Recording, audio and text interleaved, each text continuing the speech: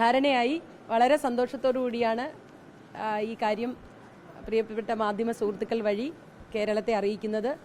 കോറോ health കൂട്ടപ്പിരിച്ചുവിടൽ Kerala പൊതുസമൂഹത്തിൽ സൃഷ്ടിച്ച ആശങ്കകൾ, വളരെ ചെറുപ്പക്കാരുടെ ഇടയിലുണ്ടായ നിരാശ, അതൊക്കെ ഏറ്റവും പ്രധാനപ്പെട്ട കാര്യമായിരുന്നു.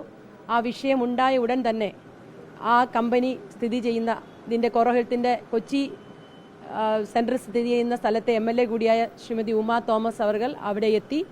അതോടൊപ്പം ലേബർ ഡിപ്പാർട്ട്മെൻറ്റ് ഓഫീസേഴ്സ് ഒരു സമയനീക്കം കൂടാതെ അവിടെ എത്തി ചർച്ചകൾ ആരംഭിച്ചു. എറണാകുളം MP ശ്രീ ഹൈബി ഈഡൻ്റെ നേതൃത്വത്തിൽ, അതുപോലെ തന്നെ കേരളത്തിലെ ട്രേഡ് യൂണിയൻസ് അടക്കം മുഴുവൻ എല്ലാവരും, കേരളത്തിലെ പൊതുസമൂഹത്തിൻ്റെ പൂർണ്ണ പിന്തുണ നമ്മുടെ കുട്ടികൾക്ക്, അവിടെ നിന്ന് പിരിച്ചുവിടപ്പെട്ട കുട്ടികൾക്കുണ്ടായി.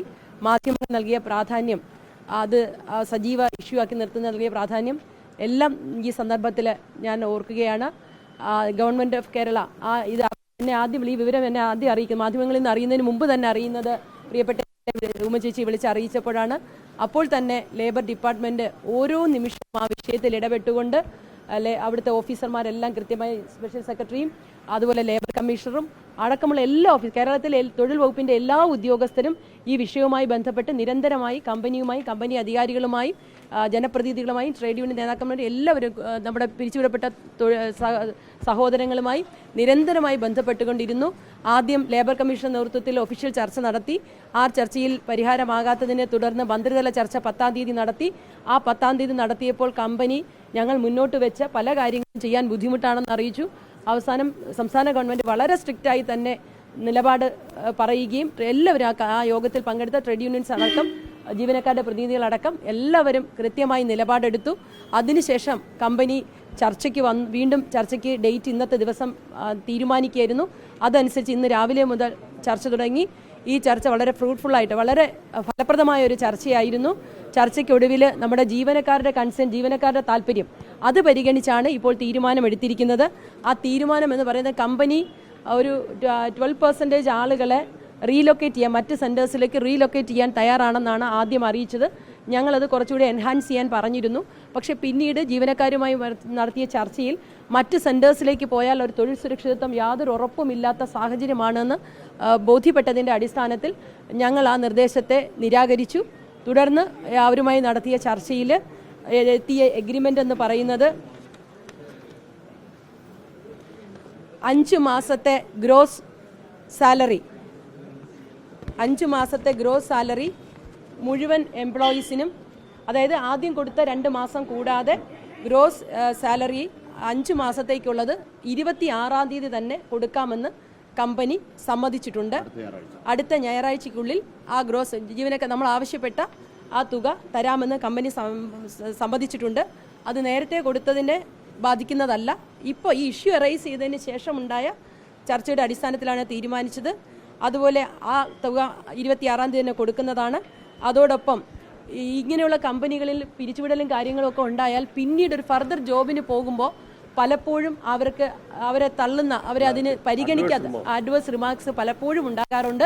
അത് ഒഴിവാക്കാൻ വേണ്ടിയ കൃത്യമായ ഇടപെടൽ നടത്തിയതിൻ്റെ അടിസ്ഥാനത്തിൽ ജീവനക്കാരുടെ എക്സ്പീരിയൻസ് സർട്ടിഫിക്കറ്റും അതുപോലെ റിലീവിംഗ് ലെറ്റേഴ്സും അതർ റിലവൻ്റ് ഡോക്യുമെൻറ്റ്സും, ജീവനക്കാർക്ക് ആവശ്യമായ എല്ലാ റിലവൻ്റ് ഡോക്യുമെൻറ്റ്സും കമ്പനി 26-ാം തീയതിക്ക് മുന്നേ കൊടുക്കുക. ഒരു അഡ്വേഴ്സ് റിമാർക്സും ഇല്ലാതെ തന്നെ, അതോടൊപ്പം ഫ്യൂച്ചർ എംപ്ലോയ്മെൻറ്റിന് വളരെ ഗുണപ്രദമാകുന്ന രീതിയിലുള്ള ഡോക്യുമെൻറ്റ്സ് അവർ തരാമെന്ന് പറഞ്ഞിട്ടുണ്ട്.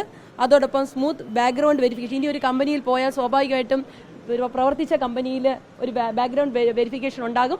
അത്തരം കാര്യങ്ങളെല്ലാം തന്നെ കമ്പനി ചെയ്തു തരാമെന്ന് പറഞ്ഞിട്ടുണ്ട്. അതോടൊപ്പം ഫോൺ നമ്പർ 16-ലും പേ സ്ലിപ്പിലും എല്ലാ എംപ്ലോയീസിനും ഫുൾ ആൻഡ് ഫൈനൽ സെറ്റിൽമെൻറ്റ് കൊടുക്കാമെന്ന് പറഞ്ഞിട്ടുണ്ട്. അത് ജീവനക്കാരുടെ താല്പര്യമനുസരിച്ച് സർക്കാരും ഒപ്പം എല്ലാ ജീവനക്കാരുടെ പ്രതിനിധികളും ട്രേഡ് യൂണിയൻ പ്രതിനിധികളും എല്ലാവരും മറ്റെല്ലാം മാറ്റിവെച്ച് നമ്മുടെ ജീവനക്കാരുടെ മുന്നോട്ടുള്ള ഭാവിയെ മാത്രം കരുതി നടത്തിയ ചർച്ച ഫലപ്രദമായിരുന്നു. അത് വിവരം അറിയിക്കാൻ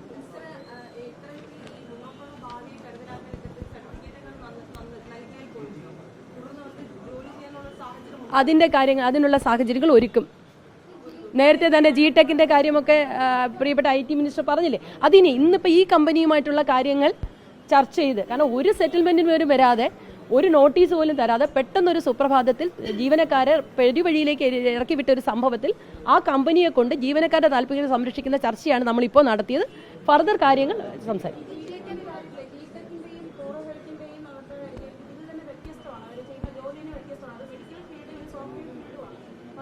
അത് ഐ ടി ഡിപ്പാർട്ട്മെൻറ്റുമായിട്ട് IT മിനിസ്റ്ററുമായിട്ട് മുഖ്യമന്ത്രിയായിട്ട് സംസാരിച്ച് ഫർദർ നടപടികൾ എടുക്കും. എല്ലാവരും ഒരുപോലെ, എല്ലാവരും വളരെ സഹകരണം. CIT ഉണ്ടായിരുന്നു, AITC ഉണ്ടായിരുന്നു, INTC ഉണ്ടായിരുന്നു, STU ഉണ്ടായിരുന്നു, UTUC ഉണ്ടായിരുന്നു. എല്ലാം പരിണതപ്രജ്ഞരായ മുതിർന്ന അല്ല, ഇവരാരും ആ സ്ഥാപനത്തിൽ നമുക്കറിയാലോ. IT തൊഴിലാളി കേരളത്തിൽ ഒരു സോഷ്യൽ ഇഷ്യൂ വന്നാൽ കേരളത്തിൻ്റെ ഒരു പ്രത്യേകത എല്ലാവരോടും ഒരുമിച്ച് നിന്നുകൊണ്ട് ആ സോഷ്യൽ ഇഷ്യൂവിനെ സോൾവ് ചെയ്യാൻ നിൽക്കുന്നു. അതാണ് ഇവിടെ കാണുന്നത്. നമ്മുടെ ജീവനക്കാരുടെ പ്രതിനിധികൾ അവരാണ് ആവശ്യങ്ങൾ മുന്നോട്ട് വെച്ചത്. ബാക്കി ലേബർ ഡിപ്പാർട്ട്മെൻറ്റും ട്രേഡ് യൂണിയൻ ലീഡേഴ്സും അതിനനുസരിച്ച് കമ്പനിയുമായിട്ട് ഞങ്ങൾ എല്ലാവരും സംസാരിച്ചു. എല്ലാ ലീഡേഴ്സും സംസാരിച്ചു, സെക്രട്ടറി സംസാരിച്ചു, MLA സംസാരിച്ചു, ഞാൻ സംസാരിച്ചു.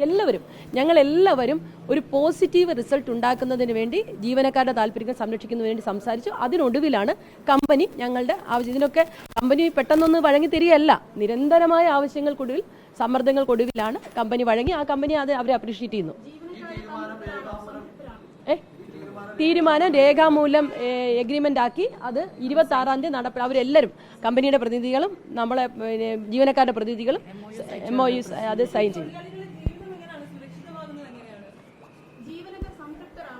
ഇപ്പോൾ റെപ്രസെന്റേറ്റീവ്സ് ആയിട്ട് പങ്കെടുത്തവർ സംതൃപ്തരാണ്. ബാക്കി എല്ലാവരുമായി അവരാണ് കോൺടാക്ട് ചെയ്യുന്നത്.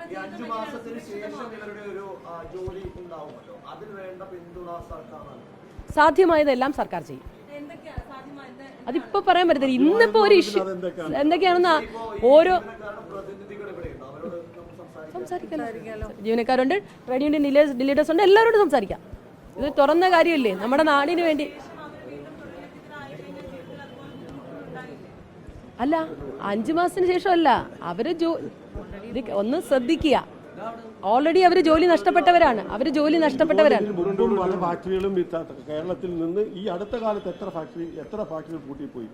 ആരെങ്കിലും ഇന്റർഫിയർ ചെയ്തോ? ഇനി മുമ്പൊരു ഗവൺമെന്റ് ഇവിടെ ഉണ്ടായിരുന്നല്ലോ, ആരെങ്കിലും ഇന്റർഫിയർ ചെയ്തോ? അല്ല ചോദിക്കുമ്പോൾ നിങ്ങൾ അതും കൂടെ മനസ്സിലാക്കിയത് ചോദിക്കും. ഇപ്പോൾ ആദ്യമായിട്ടാണ് ഒരു പ്രൈവറ്റ് ഫേമില് ഇങ്ങനെ ഒരു കൂട്ട പിരിച്ചുവിടൽ ഉണ്ടായപ്പോൾ ഗവൺമെന്റ് ശക്തമായി അതിനകത്ത് ഇടപെട്ട് അതിനൊരു പരിഹാരം കണ്ടു. അത് തൊഴിലാളികൾക്ക് കൂടെ സ്വീകാര്യമായതാണ് എടുത്തത്.